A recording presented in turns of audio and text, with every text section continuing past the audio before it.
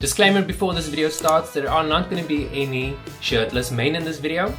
I'm trying something different this week.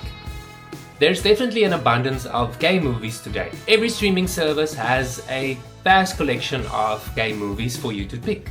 From comedy, to romance, to even horror. But getting your hands on gay movies back in the 80s were not as easy as it is today. Here are 10 gay movies from the 1980s that you should try and watch. Please note that I won't be including any documentaries. Follow the yellow brick road.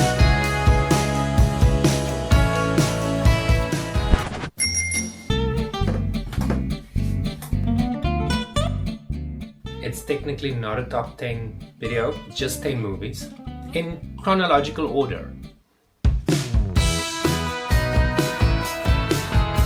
The 1980 movie, A History Without Importance, is a coming-of-age story about two schoolboys whose friendship is tested when one of the boys starts developing feelings for the other. French director Jacques Durand decided on a black and white aesthetic and cast teen actors to play the teen characters. The movie is deeply moving and explores how we each develop into our own sexuality, and of course the casualties of falling in love when it's unrequited.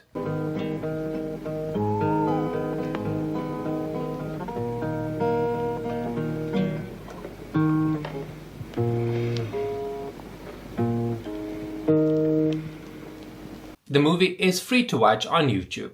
I'll put a link to that movie in the description.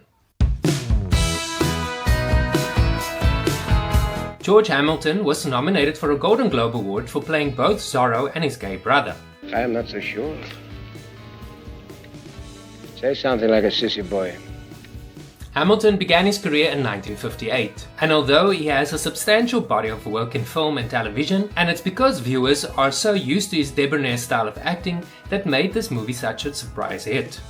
Some countries didn't quite like the fact that the movie's title had the word gay in it, and thus in such countries like Australia, the title was changed to Zorro Swings Again.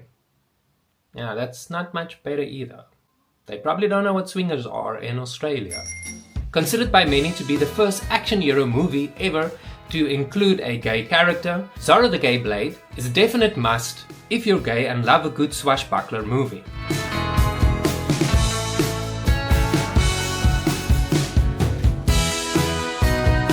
Querelle was director Rainer Fassbinder's final movie before his death in 1982. You're in the Navy. I've met plenty of sailors who were into that. It starred the incredibly handsome and talented Brad Davis, who passed away in 1991 at the age of 41. The story follows the enigmatic and seductive sailor Querelle, played by Brad Davis, who arrives in a port town and becomes entangled in a web of desire, deceit and crime. The movie explores the themes of sexuality and identity as Querelle engages in complex relationships with various characters including his brother, fellow sailors and a brothel owner.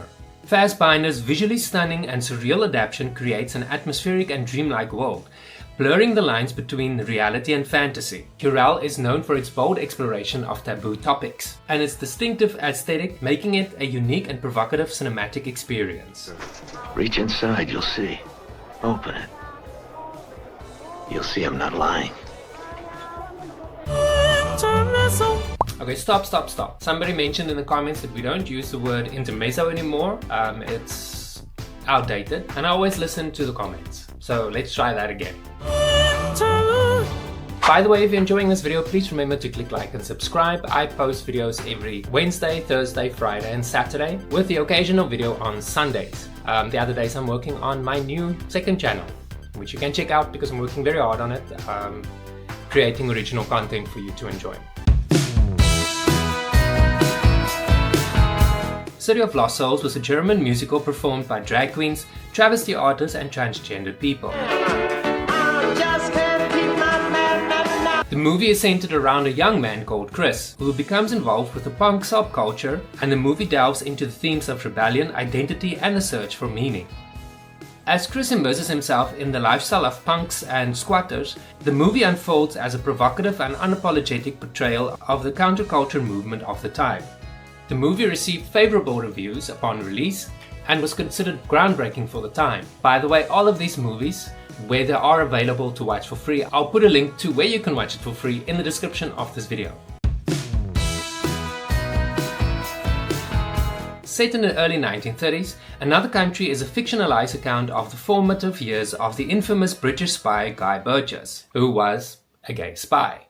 I'm not going to pretend anymore. I'm sick of pretending. I am never going to love women. Don't be ridiculous. I did a video about this a while back. If you want to know more about Guy Burgess and this movie, you can check that video out. The movie explores the themes of sexuality, identity, and the impact of political ideology on personal relationships, with Rupert Everett playing a charming and openly gay student at the elite English public school who forms a close relationship with another student, Tommy Judd, played by Colin Firth. Though the New York Times called it an anti-public school propaganda in a review at the time of its release, the movie has gone on to garner a cult following and currently holds a 60% approval rating on Rotten Tomatoes.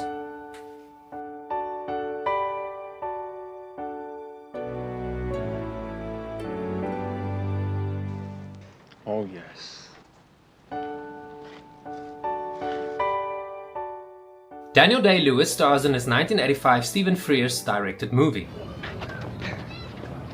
The movie explores the romantic and sexual relationship between two characters, Omar and Johnny, who despite the odds form a close relationship. At the time of its release in 1985, the portrayal of a gay relationship, especially one involving characters from different cultural backgrounds, was relatively rare in mainstream cinema. The movie celebrated for its bold and authentic representation of a gay romance within a border of social and political context, addressing issues of identity and societal expectations.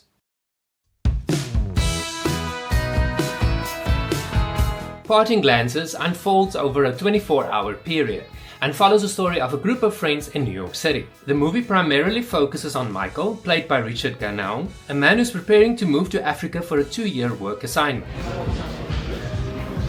I'll send you a letter. Now send me a giraffe, alright? I can use a giraffe around here. As he navigates the challenges of saying goodbye to his friends and longtime partner, played by John Bolger, the movie explores the themes of love, friendship, and the impact of the AIDS crisis on the LGBTQ community in the 1980s. Parting Glances is notable for its sensitive portrayal of gay relationships and its poignant reflection on the uncertainties and complexities of life during a time marked by the shadow of the AIDS epidemic.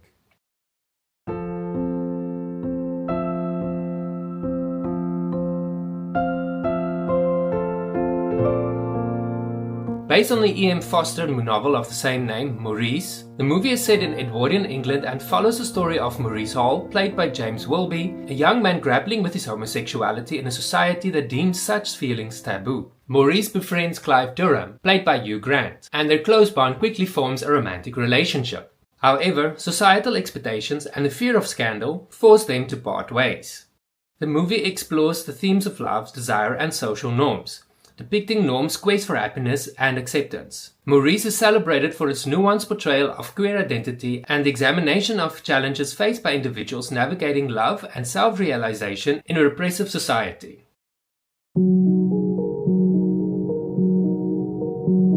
The Torch song Trilogy spans several years, capturing Arnold's search for love and acceptance as a gay man. It explores his complicated relationships, including his on-again, off-again romance with Ed, played by Brian Kerwin, and his struggles with his overbearing mother.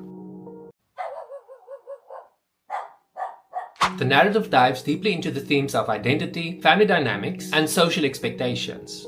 Torch Song Trilogy is celebrated for its heartfelt portrayal of the LGBTQ experience, addressing issues such as homophobia and the desire for a meaningful connection. Fierstein's performance earned him critical acclaim, and the movie is recognized for its emotional depth and humor in navigating the challenges of love and self-acceptance in the face of societal prejudices.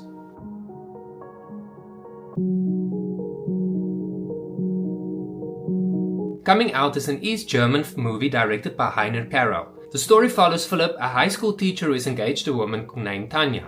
However, as he prepares to meet her parents, Philip meets and becomes infatuated with a man. Conflicted by his emerging homosexual feelings, Philip grapples with societal expectations and the fear of rejection. When his true identity is accidentally revealed at a high school event, Philip faces the consequences of coming out in a society that is not fully accepting of homosexuality. The movie is notable for being one of the first East German movies to address LGBTQ themes openly.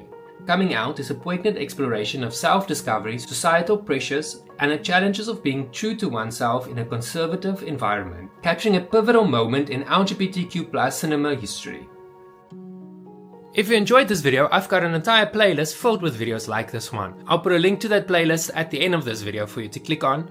I know you want to click on it, so go on. Check it out. Check out some of the other videos on this channel. I know you won't regret it.